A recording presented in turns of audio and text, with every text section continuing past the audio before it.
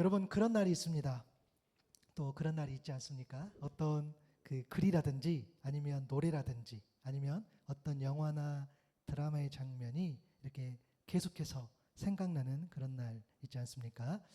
특별히 제가 또 귀가 얇아요. 우리 지난주에 이렇게 식사하고 막 이렇게 이야기 나누면서 우리 승주 형제가 그 조용필님 콘서트 다녀왔다고 막 그런 이야기 했잖아요. 그래가지고 저도 막 노래를 찾아봤어. 너무 잘하셔. 그죠? 제가 보니까 그분 나이가 그분 50년생이시더라고요. 그래서 75세시죠. 그래서 너무너무 노래를 잘하고 많은 사람에게 그렇게 이렇게 감동을 주는 그런 장면들. 저도 그래서 그 주중에 이렇게 몇 번씩 찾아보고 이렇게 듣고 감동을 받기도 했습니다. 그 노래가 우리한테도 그렇잖아요. 특별히 우리 신앙인들에게는 어떤 메시지나 찬양이 그럴 때가 있어요. 어떤 말씀이나 또 어떤 성경의 구절이나 또 우리가 읽었던 어떤 신앙 서적들, 그죠? 여러분 신앙 서적들 한 번씩 틈틈이 읽으시죠? 주여. 예.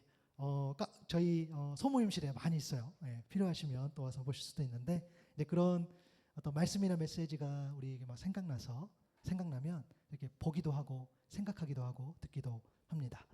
제가 화요일에 새벽에 여기서 이제 기도하는데 그때 만난 찬양이 있어요. 그게 뭐냐면 오늘 우리가 고백했던 그 하나님의 열심이라는 찬양입니다. 제가 너무 참 가사도 너무 좋고 그래서 누가 작곡했는지 또 누가 이걸 부르는지 막 찾아보기도 하고 그랬는데요. 가사를 한번 보면 사랑하는 내 딸아 너의 자금도 내게 귀하다. 너와 함께 걸어가는 모든 시간이 내겐 힘이라. 사랑하는 아들아 내 연약함도 내겐 큼이라. 너로 인해 잃어버린 나의 양들이 돌아오리라. 조금 느린 듯해도 기다려주겠니? 조금 더딘 듯해도 믿어줄 수 있겠니? 내가 가는 그 길 절대 헛되지 않으니 나와 함께 가자. 앞에 보이지 않아도 나아가 주겠니? 이해되지 않아도 살아내 주겠니? 너의 눈물의 기도 잊지 않고 있으니 나의 열심으로 이루리라. 하나뿐인 사랑아 내게 부탁이 있다. 길 잃어 지친 영혼 돌아보라. 나의 품으로 안기어라. 그리고 이제 후렴이 반복되죠. 그리고 제일 마지막에 가사 보니까 너의 눈물의 기도 잊지 않고 있으니 나의 열심으로 이루리라. 너무너무 귀한 그 가사이죠. 보통 저는 개인적으로 하나님의 모든 말씀을 명령으로 봤는데 되게 이 가사는 하나님이 마치 그런 거 있잖아요. 저를 스카우트 해주는 것처럼, 그죠? 사실 저 누가 어디서 오라는 데가 한 군데도 없거든요. 근데 왠지 이 글을 읽고 있으면 이 찬양을 거주보면 하나님이 저 같은 자에게도 쓰신다고, 그죠? 이렇게 콜하는 그런 어떤 가사들이 참 느껴졌던 참 귀한 또 시간들을 보냈습니다. 그래서 저도 한번 이 가사에 맞춰서 하나님 이런 마음이지 않았을까? 하나님 이런 고백이야. 하나님 마음으로 글을 한번 써봤어요. 너의 모든 걸음과 기도를 내가 기억한다. 너의 모든 걸음과 기도가 나의 양을 살린다. 너의 모든 걸음과 기도에 내가 항상 함께한다. 너의 모든 걸음과 기도로 나의 열심을 이룬다. 너무 좀 귀한 고백인 것 같아요. 그러면서 하나님의 열심을 뭘까라고 또 이게 생각해 봤어요. 여러분 하나님의 열심이 뭘까요? 좀 막연하긴 하죠. 하나님 무엇을 열심히 하신다는 걸까라는 거죠. 물론 하나님의 열심은 잃어버린 양들을 돌아오게 하는 것인 줄로 믿습니다. 하나님은 오늘 또 여전히 잃어버린 한 영혼, 그 한 영혼이라도 구원하기 위해서 하나님의 열심을 다하시는 거죠. 저만 봐도 알아요. 하나님은 오늘 또 제가 목회자이지만 얼마나 부족합니까? 저라도 하나님 이 한 영혼이라도 구하기 위해서 여러분 한 영혼 한 영혼을 구하려고 오늘도 하나님의 일 열심히 내신다는 그 내용이죠. 그래도 이 하나님의 열심이 좀 막연했어요. 물론 하나님 잃어버린 영혼을 구한다는 그 표현인데 또 하나님 열심이 뭘까라는 것들을 이렇게 묵상하면서 지냈는데요. 제가 목요일 아침이었는데 그날 비가 왔어요. 비가 왔는데 보통 비가 오면 차를 타잖아요. 저는 반대입니다. 저희가 지내는 곳에서 여기까지 한 2km 정도 돼요. 그래서 오히려 비가 오면 차도 못 잡고 그래서 그때는 제가 작정을 하고 더 걸어옵니다. 이제 차라리 옷을 젖을 각오를 하고 이제 그날 이제 우산을 들고 제가 보통 5시에서 새벽에 5시, 5시 반에 좀 이렇게 나오는 편인데 그 전에 나올 때도 있는데 그날은 조금 늦었는데 그래서 한 6시 조금 못 돼서 이렇게 갔는데 비가 좀 왔어요. 근데 이제 우리 골목에서 이렇게 운동 코스처럼 가는 호수 앞에 이렇게 지나가는데 제가 이 사진 한 장 찍었어요. 사진 보여주시면 이게 제가 찍은 거예요.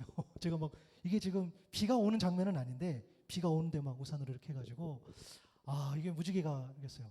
이거 제가 이렇게 그 자리에서 찍은 거예요. 그래가지고 너무 우리 보통 무지개 보면 그렇잖아요. 그날 이상하게 뭔가 당첨된 것처럼 그죠?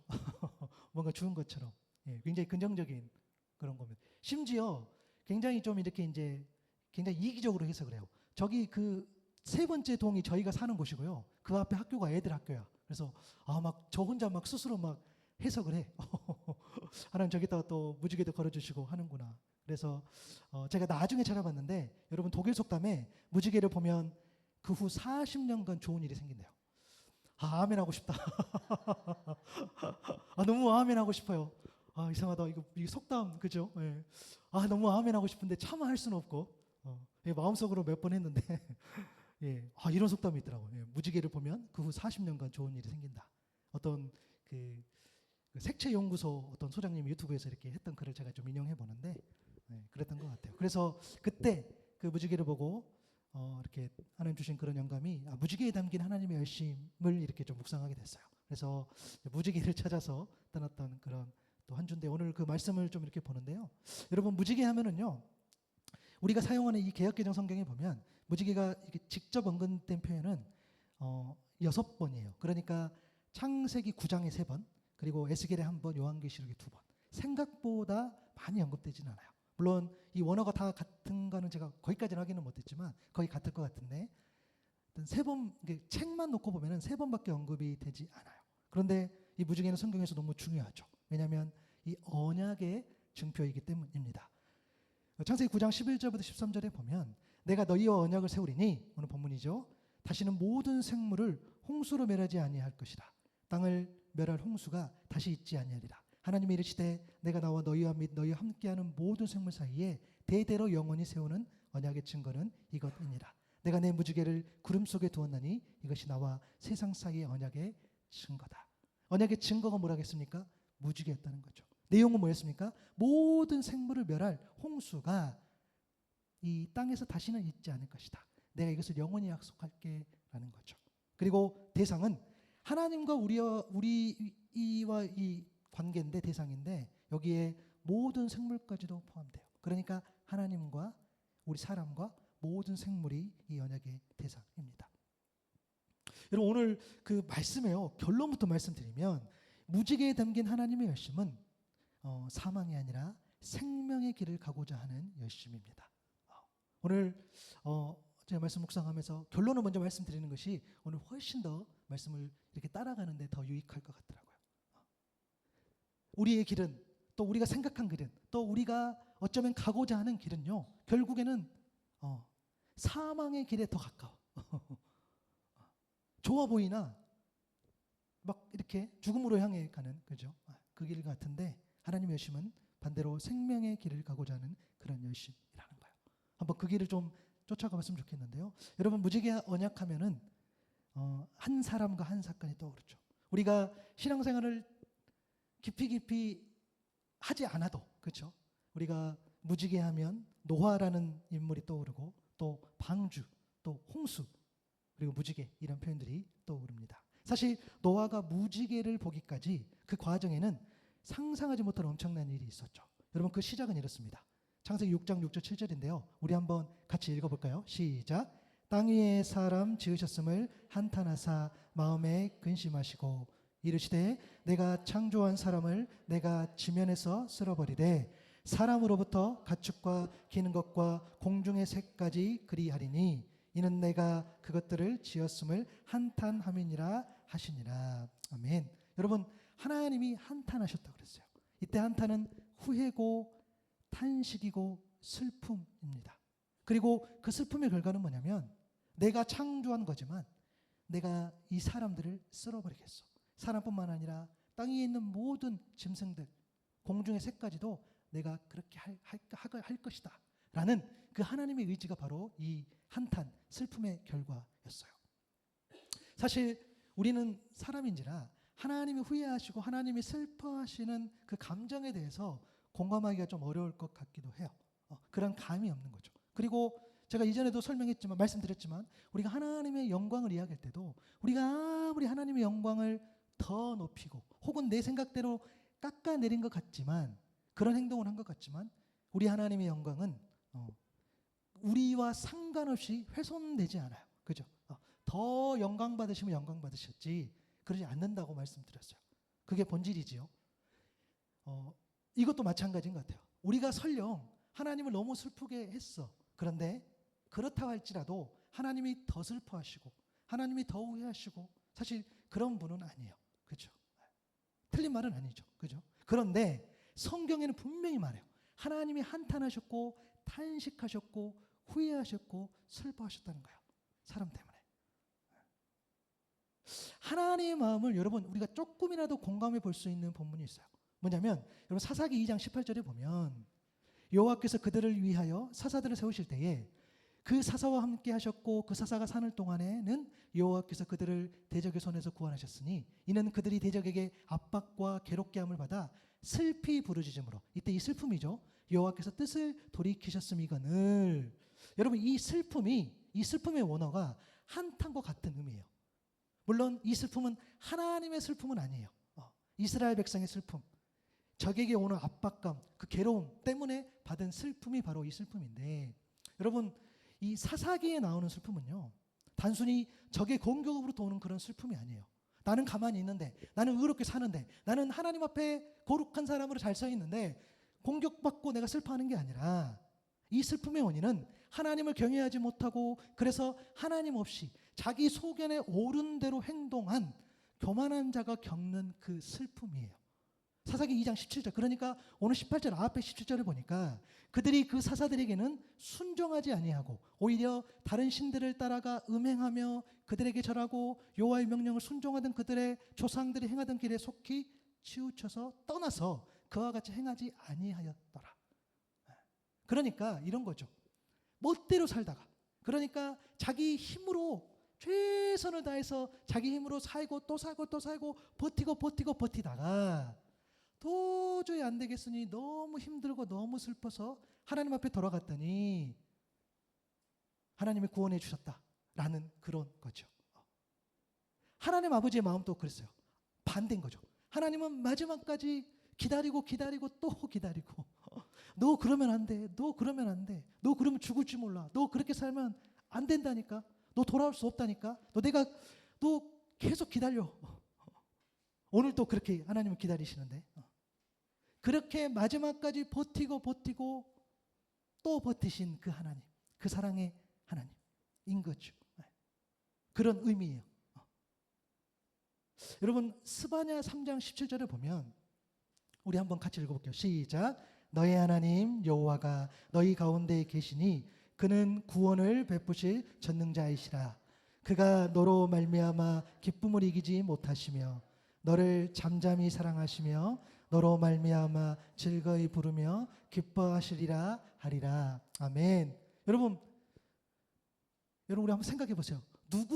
누군가 나 때문에 기쁘다면 누군가 나 때문에 즐겁고 행복하다면 그런 인생을 살아가고 있다면 여러분 얼마나 행복할까요? 이게 아빠죠. 아빠 남편 입장에서 아내가 나 때문에 너무 기뻐하고 우리 자녀 애들이 나 때문에 너무 기뻐하고 나를 사랑하고 인정하고 존중해 준다면 너무너무 행복할 것 같아요. 우리 아이들은 아빠가 괜찮다고 말해줬어요. 지난주에. 물어보지는 마세요. 기뻤죠. 설령 거짓말이라 할지라도 그죠? 기뻐요. 근데 하나님이 저희들을 보고 우리를 보고 그렇게 생각하신다는 거예요. 너무너무 기쁘다는 거예요. 너무너무 사랑했어. 그 기쁨을 막 이기지 못해. 그 감격, 그 사랑 때문에 어떻게 합니까? 하나님은 그 열심을 내어 주신다는 거죠. 그래서 우리를 향한 그 하나님의 사랑은요. 하나님의 한탄과 슬픔 위에 있어요. 압도하세요. 뭐가? 그 사랑이. 하나님의 한탄, 하나님의 슬픔, 하나님의 후회하는, 하나님의 안타까워하는 그 마음을 우리를 향하는 그 하나님의 사랑은요. 압도적으로 그 위에 있어요. 그러다 보니까 그 열심으로 사망이 아니라 생명의 길을 가고자 하는 그 열심은 하나님은 다 하신다는 거예요. 지금 모든 사람들이 사망의 길로 가고 있는데 하나님은 그 사랑 때문에 사망이 아닌 생명의 길을 가고자 하는 그 열심을 다 하시는데 하나님은 말로 하지 않으셨어요. 행동하신 거죠. 그래서 하나님은 어떤 행동을 하시냐? 사람을 준비시킨다는 거예요. 그 사람이 노아였죠. 창세기 6장 8절 9절에 보니까 그러나 노아는 여호와께 은혜를 입었어요. 이것이 노아의 족본이라 노아는 의인이요 당대의 완전한 자라. 그는 하나님과 동행했다라고 기록되어 있어요. 여러분 성경은요. 노아가 의인이고 완전한 자이고 그러니까 의롭고 흠이 없는 자라고 말해주고 있습니다. 여러분 여기에 놀라운 의미가 담겨 있어요. 하나님 준비시킨 그 노아가요. 정당하고 옳은 사람이라서 의인이라고 말한 게 아니에요. 그가 흠이 없어서 그래서 죄로부터 자유로운 사람이어서 완전한 자라고 말한 게 아니에요. 노아가 하나님과 동행했기에 의인이고 완전한 자라고 말한 겁니다. 노아가 여호와께 하나님께 은혜를 입었기 때문에 의인이요 완전한 자라고 말한 것입니다. 하나님이 준비시키시고 쓰시는 사람은요. 사람이 보기에 좋아 보이는 사람이 아니죠. 사람이 보기에 능력 있고 사람이 보기에 괜찮아 보이는 사람이 아니라 겸손하게 하나님과 동행을 간구하고 간절하게 하나님 은혜를 기대하며 기도하는 사람을 하나님 쓰시는 줄로 믿습니다. 여러분 신앙이요 내 것 같지만요. 내 것이 아니에요. 내가 나름의 수고하고 노력하는 것 같지만 하나님이 나와 함께 해주시고 내게 은혜를 주셔야 여러분의 신앙이 내 신앙이 주님께로 뿌리 내릴 수 있다는 거예요. 우리의 믿음도 마찬가지죠. 내가 하나님을 믿는 것 같지만 여러분 내가 믿는 게 아니죠. 하나님이 나를 불쌍히 여겨주시고 나를 사랑해 주셔서 우리 하나님께서 은혜를 베풀어 주셔서 믿어지도록 우리를 그렇게 은혜롭게 여겨주신다는 거예요. 모든 것이 하나님께 왔음을 고백하는 신앙. 하나님과 동행할 때 하나님의 은혜를 입을 때 가능하기에 우리의 기도가요. 하나님의 동행, 하나님의 은혜를 간절히 구하는 기도가 될 수 있기를 바랍니다. 여러분 좀 그렇게 기도했으면 좋겠어요. 이렇게 하나님은 열심히 사람을 세우시는데 과거에도 지금도 앞으로도 여전히 하나님의 방법은 사람이에요. 그냥 사람이 아니죠. 세상에서 구별된 하나님의 사람, 하나님과 동행하는 사람, 하나님의 은혜를 아는 사람, 하나님의 은혜를 또 하나님과 함께하는 것을 가장 귀하다고 그렇게 생각하는 그 한 사람, 하나님 그 사람 쓰시는데 그러한 사람이 바로 그때의 노아였어요. 하나님은 세상을 멸할 홍수, 근데 결론도 말씀드렸잖아요. 그 홍수는 사람들은 그 홍수를 어떻게 볼 줄 모르나 하나님은 살리기 위해서 그 홍수를 준비하신 거예요. 그리고 동일하게 똑같이 노아를 통해서 방주 또한 준비시키셨어요. 하나님은 하나님과 동행하지 않고 하나님의 은혜를 알지 못한 사람은 하나님의 방주 명령을 순종할 수 없음을 잘 알고 계셨어요. 동행하고 은혜를 입은 자라야만이 크든 작든 하나님 말씀에 순종할 수 있다는 거예요. 여러분 사진 한 장 보면은요, 이거 한번 보셨을 것 같아요. 이게 실제 크기의 그 미국의 어떤 테마파크에 있는 그런 만들어 놓은 그런 방주이지요. 사실 여러분 배는 아닙니다. 우리 착각하시면 안 되는데 어떤 목적지를 향해 하는 배가 아니고 물에 뜨도록 설계된 이렇게 네모 큰 상자 같은 것이 그 방주이지요. 실제로 성경의 기록처럼 길이 300규빗, 135m 정도 돼요. 약. 그리고 너비 50규빗, 약 22.5m. 그리고 높이가 30규빗, 약 13.5m 정도. 대략 건물 7층 높이 그리고 축구장 면적이 1.5배 정도. 조금 수치 다를 수 있는데요. 그런 규모로 맞는 거죠. 대략 100년 혹은 그 미만으로 보통 학자들 이야기해요.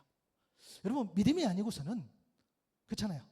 이렇게 날씨가 좋은데 누가 홍수 심판을 믿겠어요? 여러분 날 좋잖아요. 누가 방주를 만드는데 오 잘한다 지지하겠어요? 믿음이 아니고서는 결탄코 따를 수 없는 그런 말이겠죠. 이 방주에 대해서. 그런데 하나님의 열심은 멈추지 않은 거죠. 방주를 준비하면서 주신 메시지는 뭡니까? 방주 안은 생명이고 방주 밖은 사망이에요. 그런데 아무도 방주 안이 생명이고 방주 밖이 사망임을 믿지 않아요. 언제까지? 마지막 때까지. 마태복음 24장 37절 39절에 보면 노아의 때와 같이 인자의 임함도 그러하다. 홍수 전에 노아가 방주에 들어가던 날까지 사람들이 먹고 마시고 장가들고 시집가고 있으면서, 여러분 먹고 마시고 장가들고 시집간다는 게 잘못된 게 아니에요. 그때까지 그냥 사람들은 사람들의 일상을 살았다는 말이에요. 그리고 39절에 보니까 홍수가 나서 그들을 다 멸하기까지 깨닫지 못하였으니 인자의 마음도 이와 같으니라. 하나님 순식간에 우리의 일상 가운데에 정말 하는 순간에 우리 주님 오신다는 그런 우리 느낌을 받는 거죠. 노아의 때에 그랬다는 거예요. 그리고 우리가 잘 아는 것처럼 홍수 심판이 있었죠. 40일 동안 밤낮으로 비가 땅에 쏟아져요. 큰 망주가 물이 뜨는 거죠. 창세기 7장 23절에 보니까 이렇게 주께서는 땅 위에 사는 모든 생물을 없애버리셨다라고 기록이 되어 있어. 그리고 사람을 비롯하여 짐승까지 또 길 짐승과 공중의 새에 이르기까지 땅 위에서 모두 없애버리셨다고 말씀은 말해요. 그러나 방주에 들어간 사람들과 짐승들만이 살아남은 거죠. 여러분 우리에서 여기에서 우리가 이런 질문을 할 수 있어요. 첫 번째 질문은 뭐냐면 하나님의 한탄은 인간을 향한 심판이 전부인가요? 하나님이 어떤 심판을 내리셨어요. 하나님이 어떤 큰 행동을 취하셨어요. 우리는 너무 부담스러워. 그런데 그게 심판의 전부인가라는 질문입니다. 여러분 우리 최근에 우리 베트남에서도 태풍을 많이 경험하죠.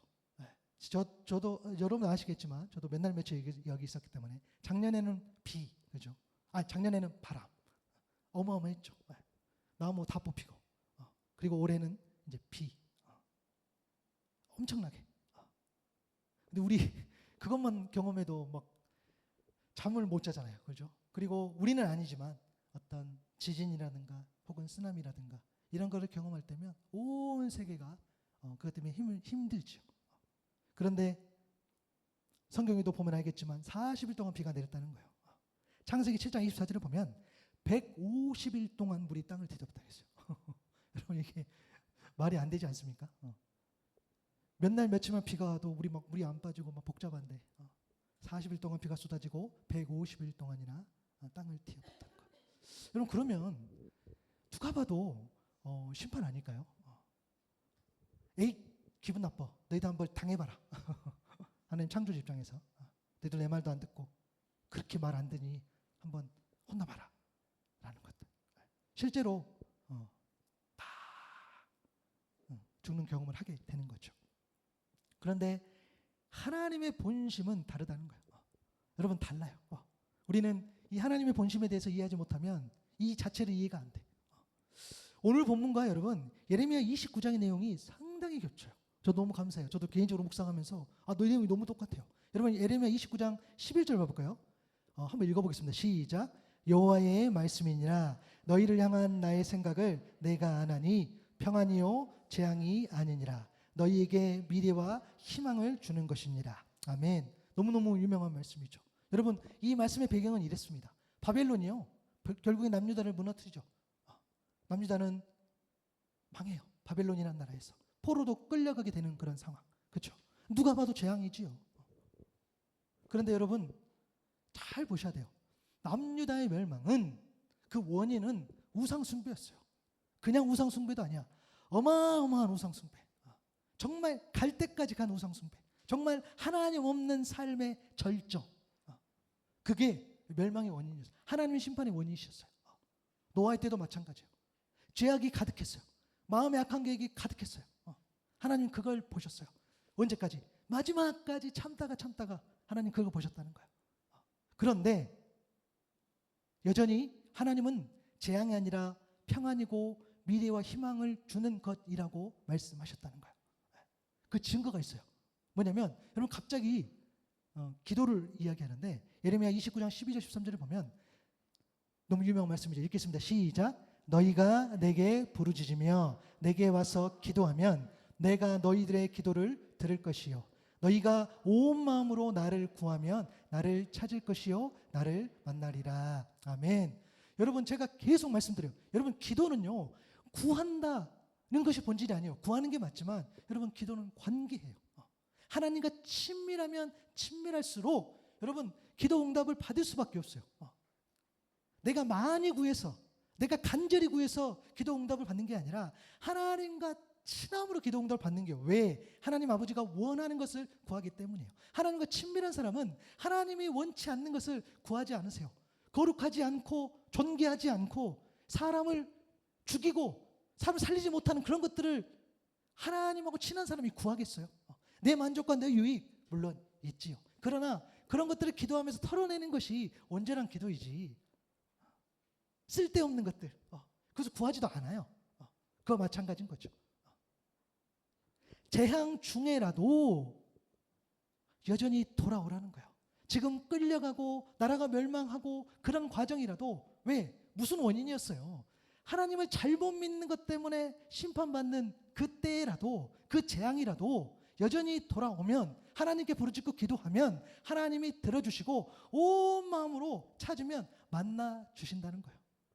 그래서 우리를 향한 하나님의 열심은 재앙이 아니라 평안이고 미래요 희망이다 라고 말한 거죠. 그것이기 때문에 너희는 내게 부르짖으라라고 이야기한 거예요. 예레미야 29장 14절에 보니까 말씀하신 거죠. 내가 너희를 만나주겠다.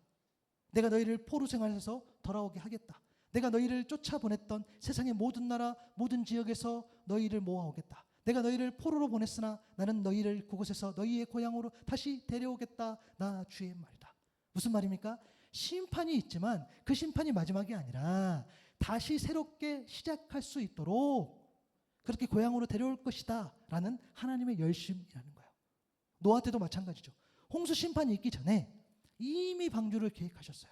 마지막 심판이 아니라 새로운 시작을 준비해 주셨다는 메시지입니다. 창세기 7장 7절에서 9절 보니까 노아는 홍수를 피하려고 아들들과 아내와 며느리를 데리고 함께 방주로 들어갔어요. 정결한 짐승, 부정한 짐승, 새와 땅 위를 기어다니는 모든 것, 또 하나님이 노아에게 명하신 대로 수컷과 암컷 두시 노아에게로 와서 방주로 들어갔다는 거예요. 여러분, 그냥 심판하면 되지 그러지 않습니까? 그냥 잘못했으니까 그냥 하나님이 창조 주시고 세상의 모든 것이 피조물이니까 아니 만드신 분이 창조하신 분이 내 말 안 들면 정리할 수 있는 거 아닙니까? 맞잖아요. 그런데 하나님은 또 굳이 열심을 다하셔서 생명의 불씨를 살려놓으셨다는 거예요. 그래서 하나님의 한탄은 인간을 향한 심판이 전부인가? 라는 질문에 아니요. 마지막 심판이 아니라 새로운 시작이었다는 거예요. 하나님은 여전히 하나님의 사랑이 그 슬픔과 아픔을 압도하기 때문에 그렇게 하셨다는 겁니다. 두 번째 질문은 이거지요. 방주에 내린 사람들의 마음은 어땠을까입니다. 여러분 언뜻 생각하면요 기쁘고 감사했을 것 같아요. 실제로 노아는 밖으로 나오자마자 예배를 드립니다. 물론 성경에는 예배를 어떤 마음으로 드렸는지 언급되어 있지 않아요. 근데 감사함으로 드리지 않았을까요? 감사하니까 40일 비가 내리고 150일 동안 물이 찬 그곳에서 살아남은 가족들 아닙니까? 감사하죠. 그런데 문제는 그 다음이에요. 과거의 모든 것을 잊고 즐겁게 기쁘게 살아갈 수 있을까예요. 지금 오늘 태풍 이야기를 많이 하는데 여러분 저희들도 그랬잖아요. 엄청나게 비가 많이 오고 물이 잠긴 곳이 많아. 막 차도 떠다녀. 서로 막 사진 보내줘. 그렇게 하잖아요. 근데 이제 비가 그쳤어요. 동네마다 다르긴 하나 물이 다 빠졌어요. 그러면 여러분 그 다음에 어떻게 했습니까? 서로 막 만나서 너무너무 감격하고 기쁘고 즐겁습니까? 아니면 이제 만나면 날만 흐리면 한숨부터 쉽니까? 답답하지 않습니까? 야 이제 비가 또 올 텐데 비가 또 오면 또 막히고 또 복잡하고 그런 분위기가 늘 있는 거죠. 마냥 즐겁지 않은 거죠. 여러분 노아에도 마찬가지겠죠. 표현이 홍수이지 모든 것이 엉망되어버린 심판. 그냥 잠깐의 어떤 태풍, 쓰나미, 지진만 경험해도 온 세계가 두려움과 공포를 경험하는데 이때 지금 내린 이 홍수의 심판은 모든 자연 질서를 파괴하는 그런 경험. 그러니까 노아 입장에서는 빗방울만 봐도 어떻게 돼요? 겁나는 거죠. 또 노아 입장에서는 보장이 없는 거죠. 심판이 임하지 않을 보장. 하나님 또 어떻게 하시지 않을까? 하나님 또 어떻게 하시지 않을까? 다른 심판은 없는 걸까라는 것들. 그때에 오늘 본문을 하나님께서 주시는 거예요. 하나님이 얼마나 섬세하시고 정말 얼마나 디테일하신지 너무너무 우리를 잘 아시는 그 하나님께서 메시지를 주신 거죠. 오늘 본문 13절 16절을 보면 제가 사번역 버전으로 읽어볼게요. 바로 무지개이다. 내가 무지개를 구름 속에 둘 터이니 이것이 나와 땅 사이에 세우는 언약의 표가 될 것이다. 내가 구름을 일으켜서 땅을 덮을 때마다 무지개가 구름 사이에 나타나면 나는 너희와 너희 숨쉬는 모든 짐승 곧 살과 피가 있는 모든 것과 더불어 세운 그 언약을 기억하고 다시는 홍수를 일으켜서 살과 피가 있는 모든 것을 물로 멸하지 않겠다. 무지개가 구름 사이에 나타날 때마다 내가 그것을 보고 나 하나님이 살아 숨쉬는 모든 것들 곧 땅 위에 있는 살과 피를 지닌 모든 것과 세운 영원한 언약을 기억하겠다. 여러분, 홍수가 끝나고 하나님 말씀하신 게 이거죠. 야, 원시가 너 빗방울만 봐도 힘들지. 예. 아니, 걱정하지 마. 이제 내가 네가 걱정하는 그런 홍수 심판은 내가 하지 않을게. 난 그거 안 한다니까. 내가 그 친구로 내가 무지개를 걸어놓을 테니까 괜찮아. 사람은요, 그 무지개를 바라보면서 그 불안으로부터 벗어나는 거죠. 위로와 평안을 느끼는 거죠. 아, 그 심판이 임하지 않아. 아, 그렇구나. 여러분, 비가 와야죠. 비가 와야죠. 근데 막 비가 올 때마다 무슨 일이 생길 때마다 전전긍긍하면 우리가 어떻게 살아갈 수 있겠습니까? 하나님 그거를 아세요. 그거를 아신다니까요. 마찬가지예요, 여러분. 우리도 신앙생활 하면은요, 매번 그렇잖아요. 매번 비만 오면은 우리가 얼마나 힘드니까. 하나님 그걸 아시기 때문에 어떤 날은 따뜻한 날도 주시는 거예요. 여러분, 제가 카페에서 영업을 하는데 손님이 한 명도 안 와. 얼마나 힘들어요. 근데 어느 날 많이 와. 할렐루야. 또 이겨내고 하는 거예요. 어떤 날 내가 너무 그렇잖아요. 우리 학생들 공부할 때도 너무너무 뭐가 잘 안 돼. 근데 때로는 찍어서 맞춰서 이건 좀 안 맞죠. 찍어서 맞추지 마. 때로는 내가 공부한 것보다 때로는 더 뭔가를 성취할 때도 있죠. 저는 하나님께서 간섭하시고 개입하신다고 봐요. 우리는 알 수 없지만, 그렇죠? 우리는 요령을 구하면 안 되지만 하나님은 언제나 하나님의 자녀로 하여금 플러스 알파를 생각하신다는 거예요. 그만큼 하나님은 정말 섬세하세요. 물론 죄에 대한 심판, 그러니까 공의로운 심판 자체가 없다는 의미는 아니에요. 그러나 분명한 것은 노아 때와 같은 그런 홍수 심판은 없다라는 것이 하나님의 메시지인 거죠. 그러나 우리 주님 오신 날은 분명히 우리를 판단하시죠. 그것은 맞죠. 또 여러분, 이 언약은요, 이 약속이잖아요. 계약인데요. 기본적으로 뭡니까? 쌍방 합의가 기본이에요. 그런데 이 무지개 언약은 하나님의 일방적 언약이죠. 사람에게 그 어떤 조건도 요구하지 않으세요. 여러분, 보통 사람이요, 뭐가 잘못했으면 내가 용서해 줄게. 대신 이건 꼭 약속을 지켜. 이렇게 이야기하세요. 근데 지금 이 무지개 언약은 하나님이 어떤 조건도 걸지 않으셨어요. 이게 은혜죠. 우리에겐 선물이죠. 오히려 하나님이 결단하세요. 내가 이 영원한 언약, 내가 이 언약을 영원히 기억할게. 내가 그 심판, 너희들이 그렇게 힘들어하는 그 심판을 내가 보내지 않을게. 라는 것을 오늘 이야기하신다는 거예요. 그리고 여러분, 이 무지개를 묵상하면은요, 가장 많이 언급하는 내용이 이 원어에 관한 내용인데요. 아마 들어보신 분들도 있을 것 같아요. 이 무지개가 히브리어 캐셰트라는 표현이에요. 근데 이거는 무지개이지만 전쟁에서 무기로 사용하는 활이에요, 활. 이 캐셰트란 단어가. 이게 활이면 공격과 심판의 이미지인 거죠. 그런데 이제는 활이 심판이 아니라 무지개로서 용서의 표시로서 하나님이 하늘에 이 구름 사이에 걸어 두신 거죠. 심판의 무기를 구름 속에 걸어 두심으로 하나님 화해의 증거로 삼으신 거예요. 이 캐셰트는 활인데 내가 무지개로 쓸게 라고 말씀하신 거예요. 그래서 하나님 안에서 캐셰트는 용서와 구원의 무지개겠죠. 하나님 밖에서 캐셰트는 정죄와 심판의 활이겠죠. 이처럼 하나님은 무지개의 용서와 구원을 담아 하나님의 열심으로 사망이 아닌 생명의 길로 가신 줄로 믿습니다. 이러한 하나님의 열심의 절정이 바로 예수 그리스도. 이제는 하나님께서 도저히 안 되겠어. 에잇! 내가 선지자도 보내고 내가 사사도 보내고 선지자도 보내고 또 누구를 통해서 그때그때마다 말씀을 전했는데 너희들이 안 믿어? 오케이. 너희들은 버틸 때까지 버티는데 나도 내가 포기 못해. 하는 직접 오신 거죠. 예수 그리스도. 저와 여러분을 사망에서 생명으로 옮겨주시기 오셨고 실제로 그렇게 하신 거죠. 이유는 하나죠. 우리가 하나님을 사랑한 것이 아니라 하나님의 우리를 먼저 사랑해 주신 줄로 믿습니다. 그냥 압도해요. 하나님 나를 얼마나 사랑하실까? 하나님 우리를 이렇게 사랑하셔. 이거 갖고 안 돼요. 이것보다 훨씬 더 무한하게 영광스럽게 우리를 사랑하신다는 거예요. 로마서 5장 8절의 말씀 우리 한번 읽어보겠습니다. 시작. 우리가 아직 죄인 되었을 때에 그리스도께서 우리를 위하여 죽으심으로 하나님께서 우리에 대한 자기의 사랑을 확증하셨느니라. 아멘. 요한복음 15장 16절 말씀 읽겠습니다. 시작. 너희가 나를 택한 것이 아니요 내가 너희를 택하여 세웠나니 이는 너희로 가서 열매를 맺게 하고 또 너희 열매가 항상 있게 하여 내 이름으로 아버지께 무엇을 구하든지 다 받게 하려 함이라. 아멘. 우리가 아직 죄인 되었을 때에, 그렇죠? 여전히 죄인이지만 우리에 대한 사랑을 확증했다는 거예요. 여러분이 죄인이에요. 제가 죄인이에요. 그럼 잘하나 보자. 테스트에서 오케이 이거 잘하면 내가 사랑해 줄게. 이거 못했으니까 안 돼. 이렇게 하는 게 아니에요.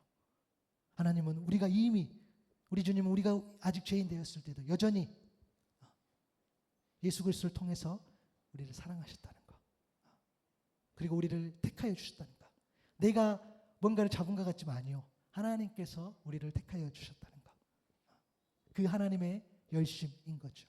그러므로 우리는 하나님과의 동행, 하나님의 은혜를 기대하며 그렇게 기도함으로 하나님이 열심히 열어주신 그런 생명의 길로 나아가야겠습니다. 세상이 말하는 넓은 길이 아니라 노아가 걸었던 그런 좁은 길을 우리가 갈 수 있어야 되는 거죠. 히브리서 11장 7절에 보니까 우리 한번 같이 읽어볼까요? 시작. 믿음으로 노아는 아직 보이지 않는 일에 경고하심을 받아 경외함으로 방주를 준비하여 그 집을 구원하였으니 이로 말미암아 세상을 정죄하고 믿음을 따르는 의의 상속자가 되었느니라. 아멘. 여러분 노아는 믿음으로요 사망이 아닌 생명의 길을 가고자 하는 하나님의 열심을 붙잡은 거죠. 그도 행동했어요. 어떻게 행동했습니까? 방주를 준비하라는 그 명령에 어떻게 합니까? 순종한 거죠. 오늘도 똑같습니다. 저 여러분에게 여전히 하나님께서 명령하세요. 오늘 날씨가 좋죠. 괜찮죠. 이 좋은 날씨지만 여전히 저 여러분에게 명령하세요. 그 말씀을 주세요. 야, 방주를 준비해. 날씨 좋은데요. 방주 준비하라니까. 지금 이 시대의 노아의 방주는 교회이겠지요. 저와 여러분이 노아의 방주가 되고 우리 교회가 방주가 되어서 사망의 길에 놓인 사람들을 생명의 길로 안내하는 거죠. 우리가 하는 것이 아니라 우리를 통해서 하나님이 하실 줄로 믿습니다. 우리가 사람 태우고 다녀야 돼요. 먼저는 이 화창한 날씨에 이 화창하고 좋은 날에 비가 올 테니 내가 방주를 만들 테니 거기 안에 타라고 말할 수 있어야 되는 거죠. 그렇죠. 그리고 거기에 탈 수 있도록 우리는 늘 점검해야죠. 여러분 알잖아요. 너무 지저분하면 못 태워. 그래서 청소도 하고 여러분도 누구 오신다면 그렇게 청소 열심히 하잖아. 그죠? 그래서 우리 목회자들 가는 거 엄청 싫어하셔. 왜냐하면 청소해야 돼. 우리 그렇잖아요. 마찬가지예요. 여러분 우리를요. 우리가 방주 그러니까 노아의 방주로서 사람을 살리기 위한 그런 어떤 교회의 역할을 감당하기 위해서는 우리가 깨끗해야 되겠죠. 우리가 지저분하면 안 돼요. 깨끗하거나 아니면 깨끗해질수록 늘 갈고 닦아야 되겠죠. 그 순종은 오늘 또 우리 주님께서 말씀하시는 줄로 믿습니다. 구별된 방주, 거룩하고 사랑이 있고 또 이해해주고 용납해주는 그런 방주, 그런 교회가 되어야 되겠죠. 그런 의미에서 여러분이 예배하는 이곳은요. 또 다음 주 되면 이제 또 어찌어찌 하다 보니까 교회 또 2주년 또 생일을 이렇게 맞이합니다. 그래서 너무 감사하기도 하고 또 한편으로는 또 부담스럽기도 하고 그렇습니다. 하나님 우리 교회를 통해서 분명히 기대하시는 것이 있는데 그렇죠? 세상에 수많은 방주 역할을 해야 되겠죠. 교회가 방주 역할을 해야 되겠죠. 큰 배도 필요하고 또 우리 같이 영세한 작은 배도 필요하겠죠. 그러나 하나님은 규모와 상관없이 교회마다 역할을 보시는 것이지 않습니까? 그렇죠. 그래서 우리는 무지개에 담긴 하나님의 그 열심, 사망이 아니라 생명일로 나아갔던 그 열심을 우리 또한 붙잡고 우리가 지금 어디에 있는지를 점검할 수 있기를 바랍니다. 그렇게 또 살아가기도 하는 거죠. 주님께서는 너로 인해 잃어버린 나 영들이 돌아온다고 오늘 또 말씀하시는데 저와 여러분이 그 역할을 잘 감당했으면 좋겠어요.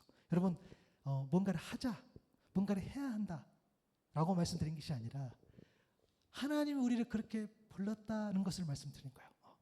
뭔가 하자 이것은요 사실 여러분 아무것도 아니에요. 그냥 너무너무 자연스러워져요. 내가 은혜 받고 내가 그 뜻을 한다면 내가 순종하고 내가 맡겨진 일 뭔가 역할을 감당하는 것은 그냥 되어지는 거예요. 그러나 그 되어지기까지의 그 하나님의 본심, 하나님의 마음을 알아가는 그런 과정들은 시간이 필요하겠죠. 내가 왜 갑자기 방 주지? 내가 왜 갑자기 사람을 태워야 하지? 이런 것들, 그죠? 이런 어떤 신앙의 고민이 있기를 바라고요. 하나님은 여전히 오늘도 연약하고 부족한 우리들을 압도적으로 사랑하신다는 그 사실, 그 열심으로 여러분을 품는다는 사실을 기억하시고 그렇게 힘을 내어서 나아갈 수 있기를 바랍니다. 우리가 처음에 그 묵상했던 그 가사처럼 조금 느린 듯해도 기다려주겠니? 조금 더딘 듯해도 믿어줄 수 있니? 내가 가는 그 길 절대 헛되지 않으니 나와 함께하자.